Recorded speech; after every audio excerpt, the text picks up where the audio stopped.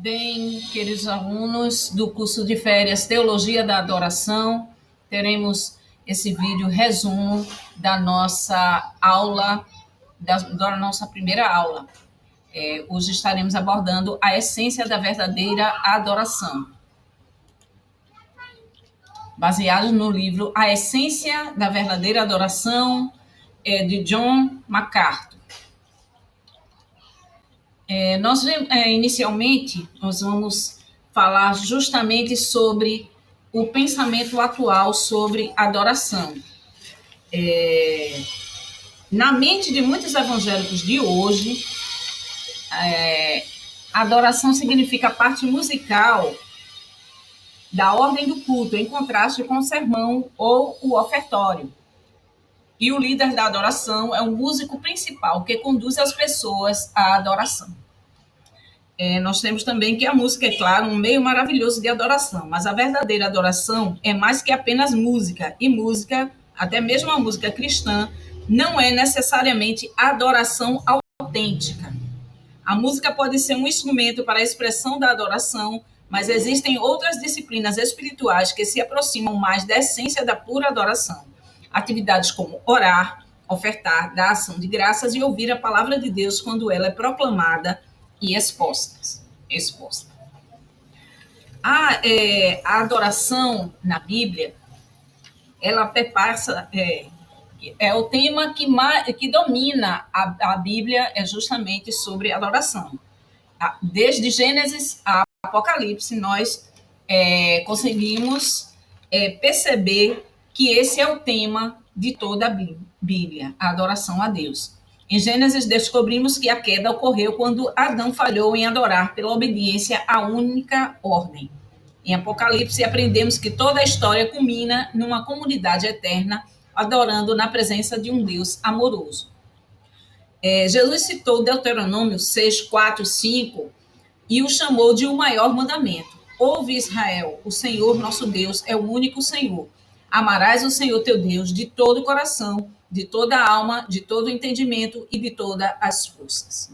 Esse é um chamado à adoração e possui identificação como o principal de todos os mandamentos de Deus. Jesus estava confirmando enfaticamente a adoração como a suprema prioridade universal. Também, Êxodo capítulo 20, versículos de 2 a 5, nós vemos aí a consagração dos 10 mandamentos. Eu sou o Senhor teu Deus, que te tirou da terra do Egito, da casa da escravidão. Não terás outros deuses além de mim.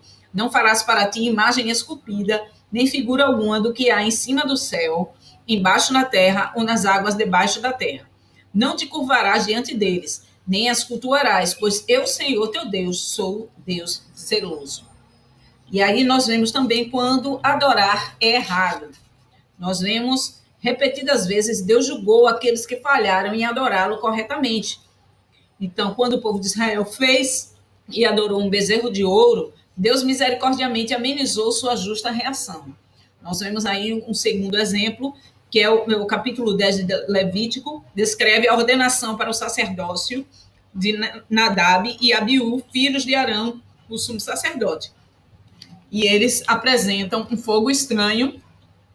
Eles ofereceram fogo estranho. A natureza exata da infração não é especificada. A expressão hebraica fala sobre fogo não permitido. Talvez eles tenham oferecido um tipo estranho de incenso. Então, a gente não sabe, né? Talvez eles tenham feito a oferta após terem bebido vinho. Seja como for, eles não seguiram o que estava prescrito para os sacerdotes na condução do povo em adoração. Na sequência, nós vemos outro exemplo de adoração como uma atitude errada. Primeiro, o livro de Samuel, capítulo 13, versículos de 8 a 14, que fala justamente quando Saul ofereceu sacrifício em vez de Samuel. Também vemos no segundo livro de Samuel, capítulo 6, versículos 3, 6 e 7, o caso de Uzá, que escora a arca, e também Deus o feriu por seu erro, e Uzá morreu ali junto à arca de Deus. Nós vemos 4 tipos de adoração inaceitável. Primeira é adorar a falsos deuses, a adoração ao Deus verdadeiro da forma errada, alguma coisa que impeça esse coração puro de estar à disposição para adorar a Deus verdadeiramente. A adoração ao Deus verdadeiro é um estilo próprio, da minha forma, do meu jeito de ser. Também a adoração ao Deus verdadeiro de forma correta, mas com atitude errada. Os dois exemplos, os dois versículos aí, os dois textos bíblicos de Malaquias e de Amós, mostram um povo que estava adorando a Deus, mas de forma relaxada. O capítulo 2 do livro nos traz uma pergunta inicialmente: como devemos então adorar? E começa justamente com a história de que Charles Spurgeon argumentou com os líderes da igreja de sua época, que insistiam que a igreja precisava observar e imitar os costumes da cultura vitoriana para permanecer relevante na era moderna. Então, ele não aceitava essa modificação para se adaptar à cultura vitoriana. É o que muitas igrejas atualmente fazem para ser uma igreja mais atrativa aos jovens, principalmente. A adoração deve ser a prioridade suprema da igreja. E também deve ser toda pautada nas escrituras sagradas. John Hooper diz: nada deve ser usado na igreja que não seja apoiado pela expressa palavra de Deus, ou de resto, seja algo indiferente em si mesmo, que não traga proveito quando feito ou usado, mas nenhum dano quando não feito ou omitido. O Salmo 150 traz aí a permissão bíblica para o uso de instrumentos musicais dos mais variados, instrumentos de corda, de sopro, de percussão. As orientações para a adoração. Em primeiro lugar, a pregação da palavra. A palavra e a adoração estão indissoluvelmente ligadas. Toda adoração é uma resposta inteligente e amorosa à revelação de Deus, porque é a adoração do nome dele. Portanto, a adoração aceitável é impossível sem a pregação. Isso porque a pregação é tornar conhecido o nome do Senhor e a adoração é louvar o nome do Senhor tornado conhecido. Longe de ser uma intrusão estranha à adoração, a leitura e pregação da palavra são de fato indispensáveis para ela. As duas não podem ser separadas, diz John Stott. Nós vemos também que a adoração ela deve edificar o rebanho, deve edificar os membros da igreja. A adoração genuína é uma resposta à verdade divina. A adoração verdadeira reconhece Deus e seus atributos.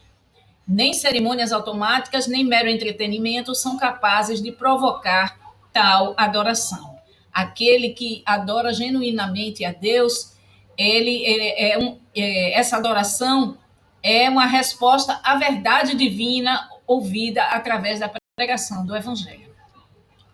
Honrar o Senhor, em terceiro lugar. Reverência e temor referem-se ao senso solene de honra, quando nos inteiramos da majestade de Deus. E nós vemos isso em Isaías capítulo 6, o reconhecimento da santidade de Deus e de nossa pecaminosidade. Na igreja primitiva, os crentes se reuniam para a adoração e a comunhão e se espalhavam para evangelizar. Quarto lugar, não confiar na carne. Costumes religiosos, rituais, como o cristianismo ele veio da religião judaica, essencialmente, nós vemos aí que os primeiros cristãos queriam ainda, alguns deles queriam ainda manter alguns rituais religiosos do judaísmo, como a circuncisão e outros formalismos que foram sendo abandonados pela igreja primitiva. Nós vemos também alguns efeitos externos na religião pública. A música, a liturgia, a cerimônia, ajoelhar e outras questões formais, como queimar velas, contemplar imagens, recitar, fazer o sinal da cruz, foram equiparados à adoração. E aí a igreja, na sua história, foi perdendo a verdadeira adoração e colocando esses amuletos, esses objetos como fazendo parte da adoração, o que Deus não permite esse tipo de adoração. O capítulo 13 ele vai falar sobre adoração como um estilo de vida. Ele também define a adoração como honra e culto dirigidos a Deus. é atribuir a Deus sua importância ou declarar e afirmar seu supremo valor. Quando nos referimos à adoração, estamos falando sobre algo que nós damos a Deus. O cristianismo moderno parece, ao contrário, estar comprometido com a ideia de que Deus deveria dar algo a nós. A adoração como estilo de vida tem 3 dimensões. A primeira, ela é exterior. Ela precisa ser externa e também coletivamente. Nós adoramos quando nos reunimos num momento de comunhão, e aí essa adoração, quem serve a Cristo dessa forma é agradável a Deus. O que significa esta oferta agradável a Deus? O contexto revela que é ser sensível ao irmão mais fraco. O versículo 13 diz, de Romanos, capítulo 14, vai dizer, portanto, não nos julguemos mais uns aos outros, pelo contrário, tende como propósito não pôr pedra de tropeço ou obstáculo diante do vosso irmão. E, em outras palavras, quando tratamos os irmãos em Cristo com o tipo adequado de sensibilidade, isso é um ato aceitável de adoração. Nós vemos mais adiante a dimensão interior, o comportamento pessoal. Uma segunda categoria de adoração envolve nosso comportamento pessoal.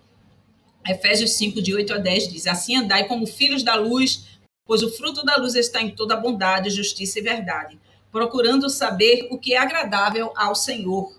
A palavra agradável vem do termo grego, que significa aceitável. E na sequência, a dimensão ascendente.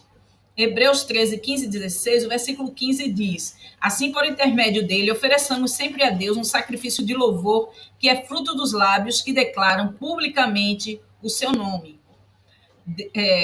Descobrimos que a essência de toda a história é simplesmente ação de graças e louvor. Com o versículo 16, a passagem reúne todas as 3 categorias de adoração. Mas não vos esqueçais de fazer o bem e de repartir com os outros, porque Deus se agrada de tais sacrifícios. A adoração como estilo de vida, ela também é uma adoração em tempo integral. Ela coloca, portanto, irmãos, exorto-vos pelas compaixões de Deus, que apresenteis o vosso corpo como sacrifício vivo, santo e agradável a Deus, que é vosso culto racional. E não vos amoldeis ao esquema deste mundo, mas sede transformados pela renovação da vossa mente, para que experimenteis qual seja a boa, agradável e perfeita vontade de Deus. E também tem uma ordem de prioridades. A palavra de Deus confirma repetidas vezes a prioridade suprema da adoração. No capítulo 11 de Hebreus, nós vemos que o primeiro da lista é Abel, e sua vida reflete uma só palavra, a adoração. Uma pergunta que fazemos, como estamos agindo?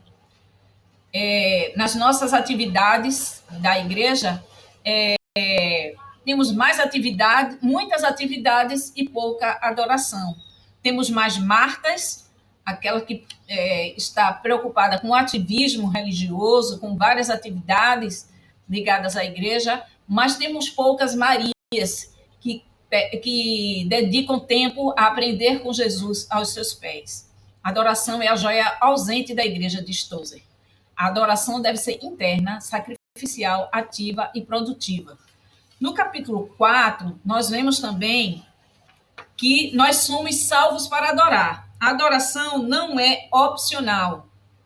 Não somos redimidos para escaparmos do inferno, e sim para que Deus possa receber a adoração. A principal atividade de Deus sempre foi procurar verdadeiros adoradores. Quem poderá subir ao monte do Senhor? O salmista pergunta no Salmo 24, versículos 3 e 6. Após a libertação do Egito, toda a nação perambulou durante 40 anos pelo deserto do Sinai, até que uma geração inteira morreu. E tudo aconteceu porque eles fracassaram em adorar a Deus adequadamente em resposta à redenção. A vida e a obra de Jesus estão indissoluvelmente ligados à adoração. A adoração é o objetivo da consumação da obra do Messias. E nós temos no livro de Apocalipse todo a adoração sem fim. A igreja deve estar transformando pagãos em adoradores. A redenção pode ser vista, então, como a transformação do falso adorador num verdadeiro adorador. a adoração se torna um teste de autenticidade da salvação. Então, nós encerramos por aqui a nossa a revisão, né, um resumo da nossa primeira aula.